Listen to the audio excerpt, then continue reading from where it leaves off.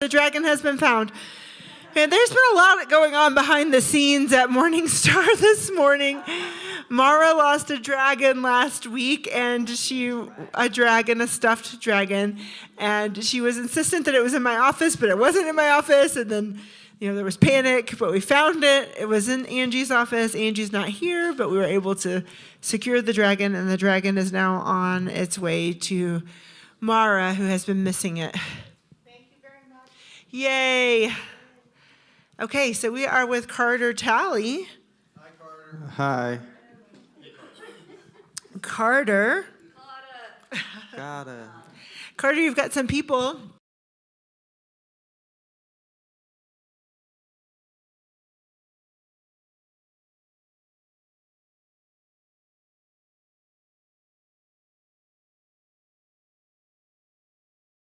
Father Johnny Talley, my mother Laura Talley, my sister Shannon Talley, my girlfriend Emma Wood. Emma Wood. We're glad Emma's in the house today. So Carter, you've got some things going on this year. Yes. You're about to graduate. Mm-hmm.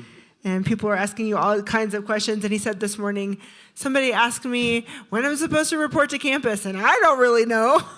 And I said, that's an acceptable answer for you right now. I don't know is an acceptable answer. But before we get to where you're going to college and what you're going to be doing, tell us a little bit more about your family in terms of where you have grown up.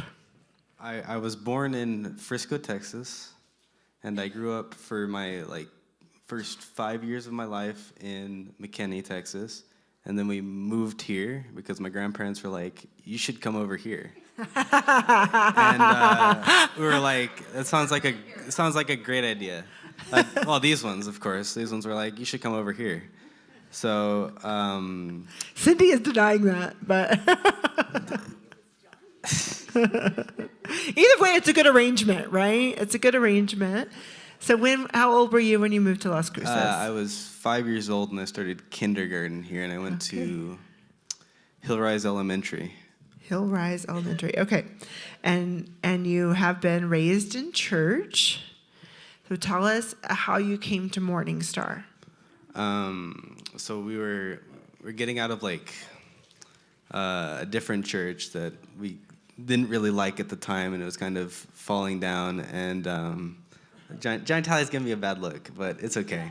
I think we understand what you mean. It was time for a change. It was time for a change. Okay. So, of course, Laura Talley was the one that found everything. So she was like, hey, one of my students goes here, and I forget her name because I'm bad with names. Her name is Elise Whitaker. She was the pastor's daughter at the time. The pastor's daughter. Uh-huh. And I started going here, and I attended youth with the old youth pastor.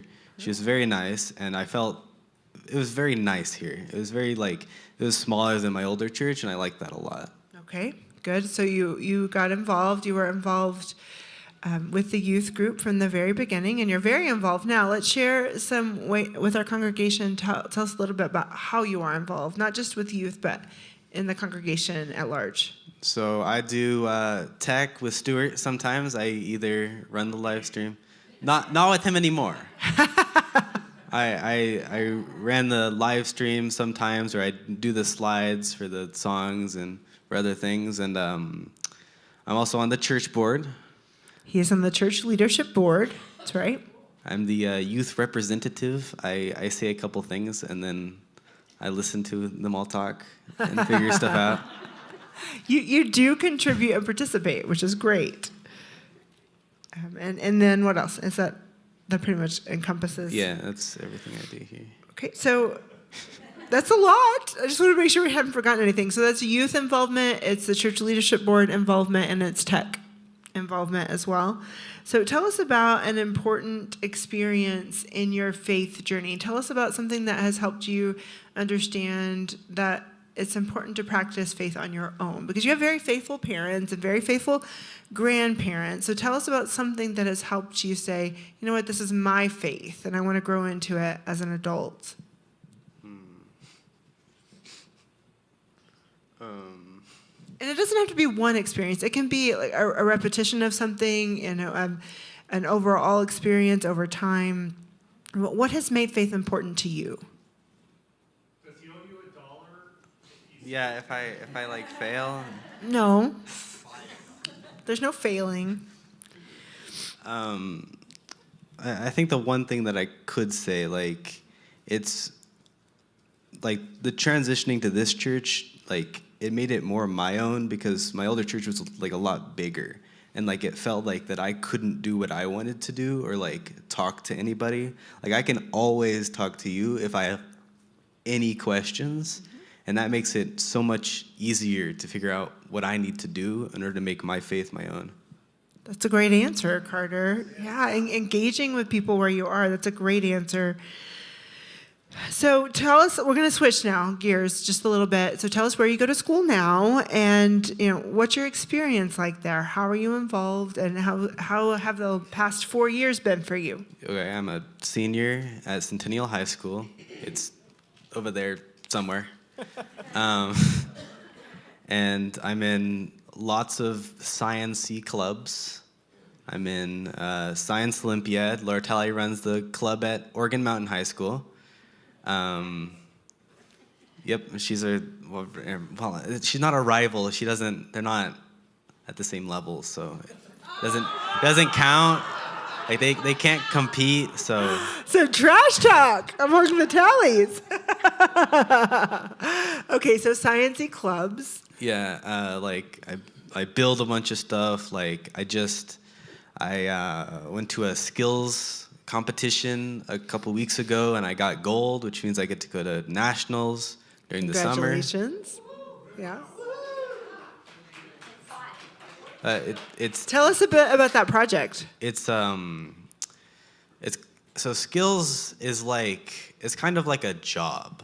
Like they have a bunch of different like things. Like you can do carpenting, you can do like cabinet making, you can do electrical wiring, you can do cosmetology, video and film production. Like across the board, there's a whole bunch of stuff you do. But I do technical drafting. So I take the part that they give me, I draw it, and I put it on sheets, and then I just give it back to them.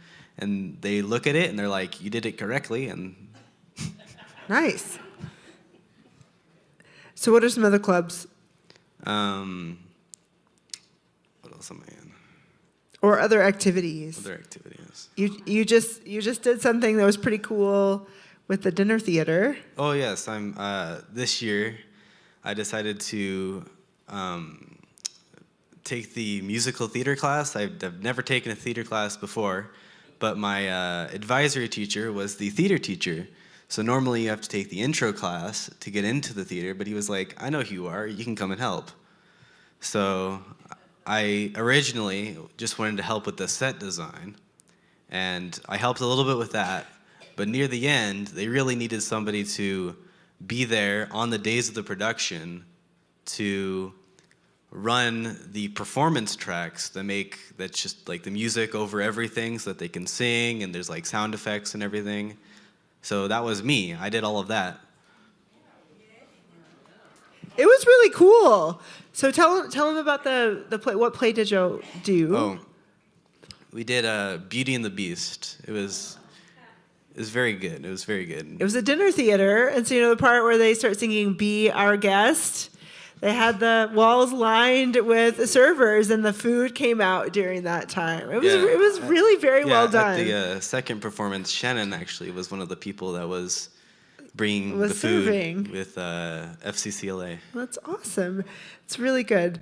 So tell us a little bit about, well, actually, just tell us, if you can, the most important thing that you've learned in high school, whether that's through the coursework or just through your experience overall. What's the most important lesson that you're taking into the next step of your life?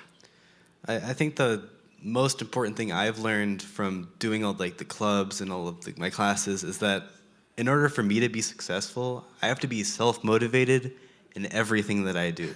Otherwise, nothing is going to get done because, like most of my people that like I work with and like I have to, well, it's not that I have to do everything, but like I have to get everybody to do stuff so that we can actually compete. You have to do your stuff and get them going, Yeah. right? Okay, self-motivation is a great lesson for you to be taking into college. That's really wonderful. So, you're going to graduate in just a few weeks now.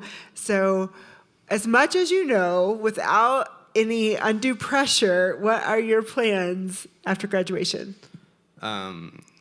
Is to go to New Mexico Tech up in Socorro and get a degree, hopefully, in mechanical engineering. That's good. Yeah, we'll take it. But before you go start classes, you're going to do something this summer. You're going to do a couple things this summer. But what are some things you have going on this summer? I have a trip with my grandparents. I have nationals for Skills USA And your trip with Yes. your grandparents is something that you've done. for like 5 years, 6, I don't know. Several years in a Several row. years. Several years. We normally go for like a month, and we go in their RV, and we go like all over the U.S. We go to mostly national parks. Like we've actually been all the way up to Canada, and we've gone to what do they call it, Grandma? Jasper and Banff, and it's beautiful, beautiful. I'm so thankful for my grandparents that I get to do this and I get to explore the United States. So it's probably hard to rank the trips, and I'm not actually asking you to do that, but just like one memorable experience from all of those years of traveling with the grandparents, what would you share? It would probably be Yellowstone National Park. It's just a beautiful park, and it was so fun with like all the geysers and all the I'm really interested in like how the geysers actually worked, which is like very interesting to me. But like the whole park itself was very, very cool. Cool. So I want to ask you some bigger questions about the church in the world, but before I do that, a lot of the people here don't really know what happens on Wednesday nights. We kind of tell them a little bit. Some of them have been a couple of times to check it out, but how would you describe what goes on at youth on Wednesday nights? So we always have a meal at 5:30 that's provided by somebody, the gracious people. Sometimes I know who it is. Sometimes I don't know who it is. But Parents usually. Yeah. And they make the meal, and then we all come at 5:30, and we eat for about half an hour, and then we either start the lesson or we have a game, normally provided by Laura Talley. She has some wild games. I don't know. She does stuff. And then we have a lesson provided by Amy, and we have coloring sheets that we color, and then she normally has a game that's based around the lesson. Like one of them was like collecting manna in the wilderness, and we had like what do we have? We have like it was like chopsticks or something, and you had to like pick up little foam balls, and you had to like put them in a cup. That's right. I'd forgotten that one. Yeah? Yeah. That's And right. It's really nice. It's like, oh, we got a question. Yeah, go ahead. What's the age group of the young folks attending? Yeah, great question. The question is, what's the age group? It's middle schoolers and high schoolers. Yep. So 6 through 12. And how many? That's a great question as well. We have around 10, like 8 to 10 kids comes normally. At one time. If everyone showed up at the same time, it would be closer to 20, but that never happens. But we have a great group. We have a great group of people. We have a lot of fun. And so what would you say to young people who are looking to find a place? I think it's a great place. It's like, especially here in like the youth group, it's so inviting. It's very fun too. Like it's not boring. Like Amy makes a great job of making it very interesting. Thank you. So he mentioned the coloring sheets. We use this curriculum right now from Illustrated Ministry, and it's taking us through the calendar year so that they can understand the seasons of the church, so that when we get to confirmation, they have a background in that. And the coloring sheets come with that so that they can be exercising their brains in different ways as they're listening, and that tends to be a really helpful thing. So the coloring sheets go with the lesson. Okay, so you're very involved as a young person in the church, which is a bit unusual for this day and age. So what would you say your hope is for the church, not just Morning Star, but at large? What's your hope for the church? Well, for at least Morning Star, I hope it like keeps growing. Like I want a place to where I can come back when I'm like done with college. Like I want to come back here and I want to still see it very successful and like It's good, Carter. and I just always want to like at large. I always want a place to where I can come and like I want them to be very like vocal with the people, like how you are, like very connected to everybody in the church, because that's like how I found my faith very much. Like it helps me a lot. But I know it is harder for like larger churches, but like it's so helpful to like know who you are as a person and be able to talk to you. Thank you, Carter. That's beautiful. So what is your hope for the world? There's a lot going on in the world, right? There's a lot going on in the world. And don't just say world peace, right? There's a lot going on in the world. We wish that we had world peace, but we don't. So what is your hope for your generation in terms of how you engage in the world the way that it is? That's a big question. It's a big question. Yeah.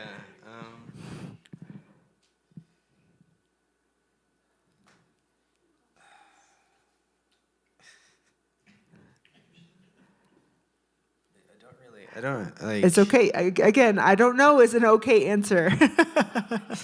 It's okay. You can always come back to it if you want. I think, Carter, what you need to hear from us is that you are a great hope in the world, and people like you, these young people like you, are the hope of the world. I'm very hopeful when I work with you all because you're already doing the things. You care about the things that matter, and you're trying to figure out what that means for you, not just today, but tomorrow too. And so you don't have to have an answer for it because you're already doing it. Yes. You're already being the hope in the world. Is there any question you wish I had asked you that I didn't ask? Anything you really want to tell us? No, not really. He's like, can I get out of this chair? Yeah, please. No, you're doing so great. You're doing so great. So questions for Carter. We have Christy, and then Eileen, and then Janet, and then back to Carter. Short comment about Carter. He's one of the youth that is really, that he reaches out to the other generations rather than us reaching out to the youth. Carter has made a point to reach out to the rest of us and that are a lot older and make us feel very comfortable around the youth. So what I would like to say to the other youth is to like, I know they look to Carter because he's one of the oldest ones of the youth. Look to Carter and how he interacts with the rest of us, because it is something very special. It's something about Carter that is very special. Yeah. That he reaches out to a variety of ages, and that's a really good point, that you seek out intergenerational relationships. And some of our youth have shared with us, and I think I've shared this with you all too, that many teenagers think adults don't like them. And I think sometimes what the teenagers don't understand is that we think y'all don't like us either. And so we have to reach out to each other, and Carter does model that. Do you want to speak to that, Carter? No, I mean, I feel like I do that. I feel like I do that, maybe, just a little bit. You do that. You absolutely do. So we have Eileen, and then Janet, and then Carol. I just wanted to know, is your name hereditary? Oh, that's a great question. Carter is my my dad's mother's maiden name, and Noble is my what is it? What is it again? It was your great-grandfather's first name. Great-grandfather's first name. Her name is Carter Noble Tally. Yes. It's a great name, right? Carter Noble Tally, all family names. Yeah. Great question. And then Janet? I just have a comment. When you said, in the process of doing things like the step for the Beauty and the Beast, and you said you have to get people to do things, that's what a leader is. Yes. Keep that in mind. You're doing a great job. Thank That's you. right. She's saying getting people to do things is what leadership is, and Carter is already a leader. That's exactly right. And so then we had Carol, and then Eileen, and then I'll look over here. Carol? Yeah, you mentioned you're going to some kind of conference about skills. Where is that? What's that about? It's in Atlanta, Georgia, and it's June 24th through 28th. And I mean, I basically sit at a computer for 8 hours. They give me a parts, like a butterfly valve is. Like they give me a butterfly valve, and I take that, I make a 3D model of the butterfly valve, and then I show the front side of it, the side of it, I take all the parts out. I take the disc in the middle, and you look at the front of the disc, the side of the disc, and it shows you all the dimensions and everything. And then I give that back to them, and they're and then they score me on it. Like a contest? Yeah, it's like a competition. How many young people will be there? Well, I'm guessing one from each state because Oh, around probably less than, so probably 48 or something. well, that sounds like a lot of fun. It Yes. does sound like fun. Atlanta's a good town. Yeah. Elaine? Good luck. Janet asked my question. Oh, okay. I found out that you are a leader. But the other question that Amy gave you was about the future. Yeah. And sometimes I feel guilty because of the world that we are leaving to you. Yeah. She says she feels guilty about the world that we're leaving to the young people Because it's kind of a mess. because it's a mess. So I apologize for whatever I was She's apologizing for her part of the mess. And I hope that that might be a thing that you will be interested in, is climate change. Climate change. Yeah. Climate change. It's not going away. Steve, Georgie. You're so lucky. I'm looking at this family that you've got here, and you are all so heart-connected, Yeah. God-connected as a family. There's so much power you have in that in your life as you go forward. Yeah. Because and that shows. I even like you. I even like you. So Steve just said that Carter is lucky because he has this beautiful family that's heart connected and God connected, and that gives a person a lot of power. And not everybody does have that. That's true. Sue, Wonderful grandparents are taking you up. where are you going for vacation this year? Oh yes, okay. We're going if you have a map. We're going to California. We're going to that side of the map, and we're going to some islands that are there. I forget the name of the islands, but we're going to. Yes, we're going to the Channel Islands In Catalina. and some other islands, and then we're going to circle back. We're going to hit Death Valley. I've been there on a previous trip. It's one of my favorite places because it gets to 117, and Death Valley. You're almost blown over by the wind. And then we'll hit Las Vegas, and we're gonna see the Hoover Dam, and we're gonna go night golfing. Me and Shannon. I'm gonna beat her. Night golfing. And then we're gonna go back to Las Cruces. Right. Sounds like a good trip. Yeah. Yeah, Parents are not they're never invited. They're invited. never. They like sometimes like hijack a trip, but they're not there for the full thing. They're not invited. Okay, it is almost time to wrap up. Sherry, what do you have here for us? I think you picked a wonderful college to go to. Now, a lot of people don't know about that college, or they think it's in Socorro, so that it's, not the best.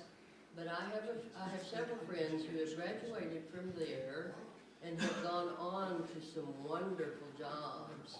Yeah. So I hope you get to take advantage of all that's available there, plus visiting all of the places there that, in that part of the country, that you might not recognize. Yeah. Just driving through. Sherry is affirming your choice of college, a place of education. I think Justin has something to add. NMT is a great school. I didn't go there, but I did have a chance to do summer research there about 2 weeks ago. The professors are probably some of the brightest people I have met, so that's a good school to choose. And they have a lot of connections to a lot of like the labs. If you're interested in that, they have a lot of connections to a lot of workplaces in New Mexico. So Oh, that's great. it's a good school to choose. More affirmation, connection to labs and research. Good stuff. Okay, we have time for one more. Vern. My grandson is a student at New Mexico Tech. Yeah. Is a senior this coming year. And so I kind of second what the other people have said about the school. And he's really impressed with it and likes it. So Oh, that's great. So your grandson is graduating in the next year or so? about a year from now. Okay, very good. And he still likes it, so that's good, right? Still recommending the school toward the end. That's good. Very good. Okay, yeah, Cindy. I just wanted to make the comment that there's fewer students at New Mexico Tech than there are at Centennial High School. There are fewer students at New Mexico Tech than there are at Centennial High School, so that would be a different experience for you. Well, Carter, do you have any last words? No. You thank Carter that he did such a good job. We're so proud of you.